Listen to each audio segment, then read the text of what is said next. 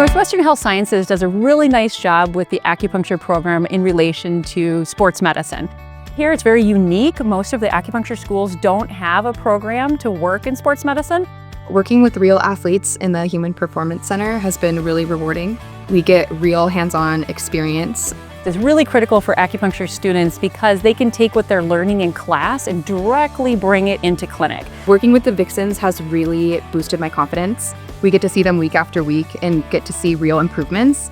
Students do a really good job of identifying root cause, symptoms, and then a treatment plan moving forward. Working with students at the HPC has been really fun. They're highly motivated with the care that they provide, and they're excited to kind of use all these techniques that they've been learning on an actual patient, and especially like an athlete population. A lot of times we get to take care of general populations, but having this specific focus and then classes that specifically align with that focus is really setting Northwestern apart.